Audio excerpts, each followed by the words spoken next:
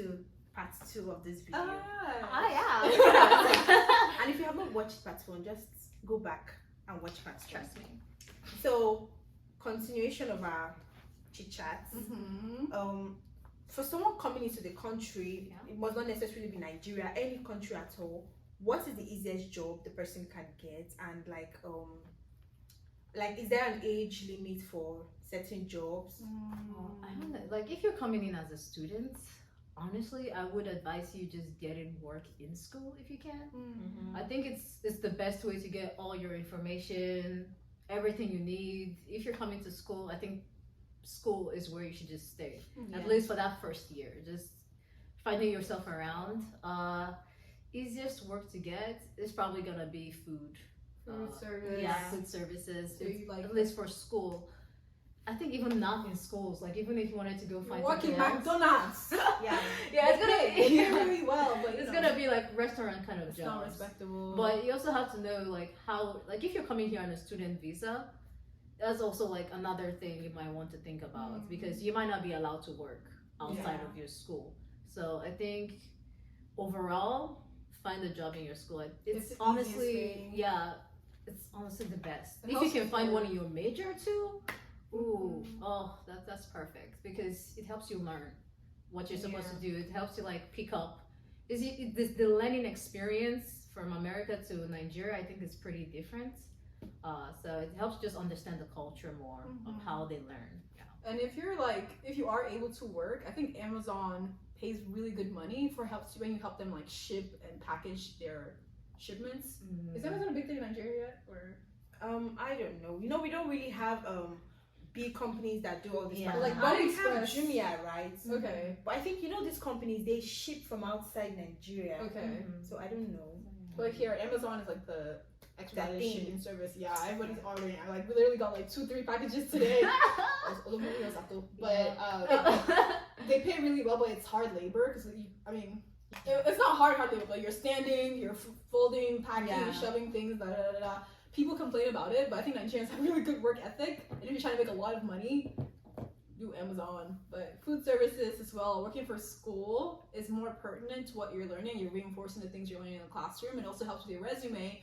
Because like when employers are looking at your resume and you have McDonald's, but your major is biomedical engineering, and it's like, how does it correlate? I mean, I'm sure you can find a way to explain it. I just needed money, right? But it looks cooler if you're like working in a research lab doing polymer synthesis and and it makes sense with like the major or your course, your major is what we call it. Yeah. And I think in Amazon, working there, the limit you can work is 8 hours. Oh really? A week? Oh, not a week, A day. A day. Yeah. I think that's the maximum. I mean, that's probably the maximum, but trust me. Oh wait, 8 hours like the max? That's not bad. I think you meant minimum 8 hours. I don't know if it's the maximum. Please don't put me. Yeah, But no, but 8 hours mandated. And then don't worry, there's gonna be a chance for overtime. like she said, they actually do pay well. Like, can you list out companies like maybe just listed Amazon, McDonald's? Could you list out other companies that one can easily apply to and get jobs, even while in Nigeria? While in Nigeria? Yeah, I don't know anything about while in Nigeria. I'm not gonna lie to you. I mean, you can apply to almost all American companies and jobs. Yes, as long as you have internet, right? As long as you have internet, just look for remote work, online work, or But is it really easy to get remote jobs? It's not easy. It's not easy. It's not easy, but I think if you're in tech, it's a lot easier. Yeah. It's more feasible for you. But if you're outside tech, It's gonna be hard. No one's gonna Call center jobs, people do that. Yeah, they put you call center. But I feel Yes, like they like having like stations. Like when I worked at Humana, like most of the people that did the call center jobs, almost all of them were from the Philippines or India. Yeah, I noticed India most especially. So I think they have like a place for them. So like, I'm not sure how it works, but most of my call center jobs, they have like, we're only hiring from like the Philippines or from So you have to do research online. Do Because Americans are always looking for how to like outsource things. So look for like what they look to Nigerians for, and I would say a lot of that is tech. Get into tech. If you're not already in tech, get in. And then I also noticed that if you really don't have a background here in the US, to get a job is very hard. What do you mean by background? you don't have any education Oh, here in the US, you have never worked even in McDonald's that yes. people are looking down on. To get to a top tier, it's really difficult. Because I remember I was having a conversation with your brother, and he was telling me that, you know, when someone comes here at first, the person is going to be like, oh, I don't want to work this job, I don't want this job. So by the time hunger will deal with you, brokenness will finish you, you have no choice. And to be sincere, the top companies would not even want to go for you Because you have no experience. even though you have experience 16 years in Nigeria or Spain or whatever. Probably Spain, they will take you, but African countries, I don't really think they rate us. They It's so very messed respect up. us. So most times you just have to, You have to swallow your pride. Exactly. I was And washing that's- plates when I graduated from high school. Yeah. I was washing plates, serving popcorn at a movie theater. I said, never in my life again. If I to give you the drive to work harder, I'll never wash plates outside my own house. But anyways. So let's talk on food. When I came to this country, I did not like any food given to me. Like I had constipation, guys, for like 2 3. It wasn't funny. I couldn't go to the toilet to say my too much information. But like I dreaded having to think of I have to go to the toilet because it was so painful because of the sweet they call food. And how were you guys able to deal with that lifestyle? See, I remember the first thing my mom said. She was like, the tin tomato here is sweet. Sweet. The sugar in the water. Everything It's is tomato sweet. paste, but yeah, that's what we called it. And that was the most shocking thing to me because the cookies being sweeter, you're like, okay, I can understand that. Orange juice being sweeter, you're like, okay, I can understand that. But tin tomato, Tomato. Why'd you push? You now why make is stew. tomato paste? You make stew and you be like, wait. Let's not even go to tin tomato is even refined. Let's go to the bell peppers. Gosh, that thing on its own is like you're eating sugar. Yes, Yeah. the fruits are sweeter. How? The pepper that they used to sell, that thing is as if they just It's not, sugar something's in not it. right, yeah. It was They've done bad. it with So- GMO. Yeah. So you guys, like, did you guys start eating Nigerian food immediately you got to the US, or did you guys have to, enjoy life before you remembered you were from Nigeria? No. Because we were young, we were rather young. We found it really hard. Even pizza. Yeah. I don't like pizza. It looked like somebody threw up. It looked like for me some bread. I did not like pizza at all. I didn't like cheese. It didn't make sense to me when they put cheese on I everything. know the cheese. So we thing. ate a lot of rice and stew. We ate a lot of soup. We ate a lot Yeah. of just Nigerian food because Yeah. that's what we're used to. Until eventually you start eating small here. Like, okay, pizza is kind of nice. I understand why this cheese is tasting like this and looking like this. It takes a while. But yeah. Yeah. I And lost then- a lot of weight when I came here. And I gained weight too. She lost a lot of weight. I lost a lot of weight. I couldn't eat I am anything. currently big. I am big. And funny, because of my mom, thanks to my mom, we eat Nigerian food. Nigerian food, yeah. She ensures that there is always food. There's always soup. Egusi soup, a day. Vegetable soup, a day. Ogbono soup, a day. Like you can name Igbo Sana or different soup. I can't even think of it. Yeah. She always finds a way to bring in it because she felt ill too. It's a lot of sweet things. So just so that when you come, you have to be ready to eat a lot of sweet things. Yeah. Or if you say tweak you're your going recipes. Exactly. If you say you're going to bring in Nigerian food, it will finish. And if you want to buy Nigerian food here, it's really expensive. So it's hard, yeah. prepare yourself, prepare your stomach, and get drugs that will make you purge. That's when you gain weight. Yeah, you can. Or you It's lose not- weight it's from not not sweet. eating. No, it's rare. But You gain it's weight. rare. I've never That's had because I it. couldn't eat anything. You gain weight eventually. Yeah, I gained weight eventually, yeah, but I couldn't eat anything. Like yeah. I didn't like the bread. The bread felt too dry. Yeah.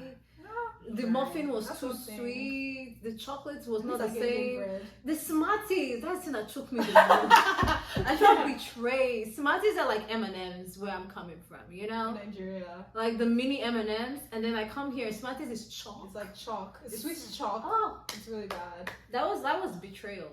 Betrayal. So let's go into the sweet parts of this. Oh, okay. Love. Love. I heard that. I wanted to. Finding love here, for someone that comes to this country and then they've never been in love, coming to this country, how is love? How is Is love? it easy? Let me rephrase. Is it What easy is to love? find love? Okay, you're asking what is love? That's a very good question. What is love? about love that will lead to marriage at the end of the day? See, I think there's a lot of culture intertwined in this. Because, see, in Nigeria, you know, I'm not gonna lie, I was 14 when I left.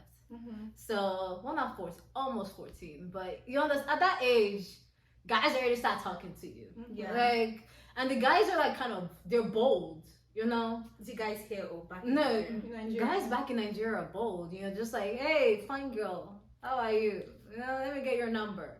So you'd be like, no, thank you. Shakara. Yeah, you get shakara. I feel like here, you have to be like in the space for that to happen, and those spaces are like bars, and places like that. I'm like, oh, I think that's why dating apps and all, they're usually like top tier here.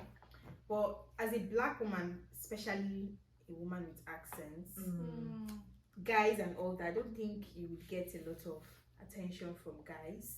And if you do, it's not the right kind. Yeah. It's the gas station guys. Yeah. The gas station 50-year-old men. Honestly, their compliments beautiful. But that I love Black Americans. Because it gives the same energy as like Nigerian men. It's like, like, hey, beautiful. Hey, beautiful. Look good today, man. They talk to you so sweet, but to be careful. Beware. Yeah, it's like the gas station people give you that same energy where they're like, fine girl, goddess. Hey, mama, you're looking good today. Yeah, I love your shoes. Thank you, Sam. Thank you. It's like, wow. Thank you, but no thank you. Really shaped by God. Yeah. So are you trying to say that someone coming here, the person should have an open mind to love? Oh my Or gosh, the person should ensure that he or she keeps his relationship in Nigeria?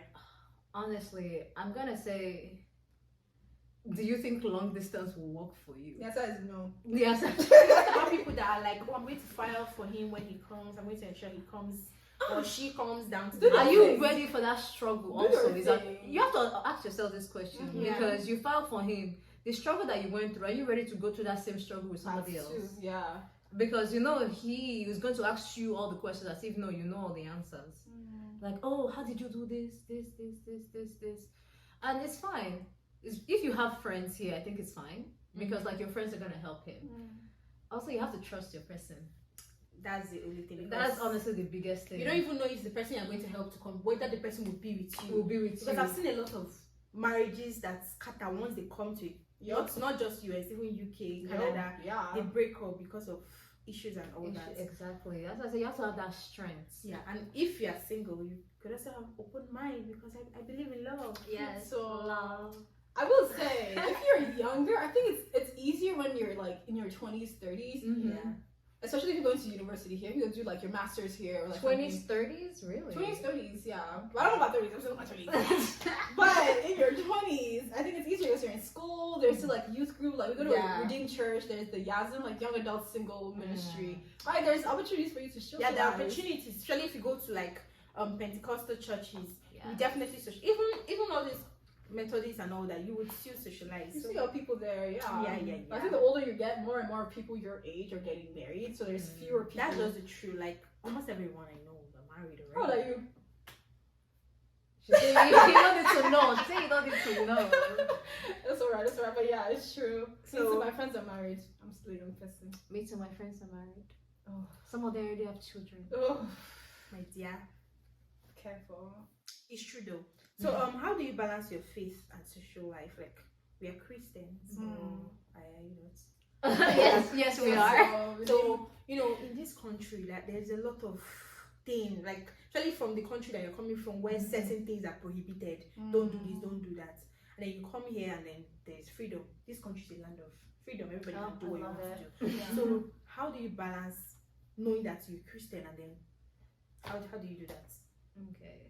So for me, I think just socializing with your Christian friends. Okay.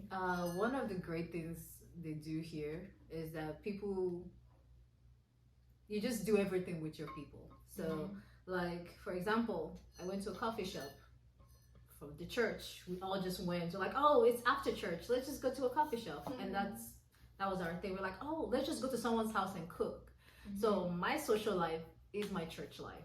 Yeah. So I don't really have that problem where I'm like balancing anything. I'm mostly hanging out with my church friends.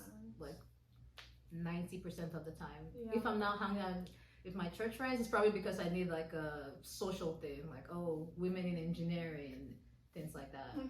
And even then, I just go there, show up, do like a funny story, and then back to my church friends. So, yeah, I'd agree with you. Like most of my friends are from church. We're in the same like youth group. My roommate in university, we're in the same church. So when we're going to like our Bible studies, we're going at the same time. But there are times like for me, like I have a lot of friends. I have friends in different areas or like with our faith background. But I think most people are respectful of whatever your beliefs are. And we are in the world, not of the world. However, like you are still like we're the Great Commission to go out and make disciples, so you have to interact with people, and you just have to be wise, right? About like what you're doing. Like you have to set like boundaries for yourselves. So still like engage with people, but those are potential disciples. Those are people that are gonna know Christ eventually. My church likes to call them like pre-Christian, but also respect yourself because you're still the epistle that people are reading to know who God is. Yeah. So my advice is, and what I've learned from you too, is that if you're coming from a country like our country where things are not allowed, and most of not just a country, your personal belief. If you want to make friends, why don't you just make church friends? There are actually a lot of bad people in church. That's true. A lot of they are not terrible. There are people of the world and in the world. So just ask God to direct you about your friends and all that. Thank you guys for watching this video. Don't forget to like, share, subscribe, comment. Bye guys. Bye.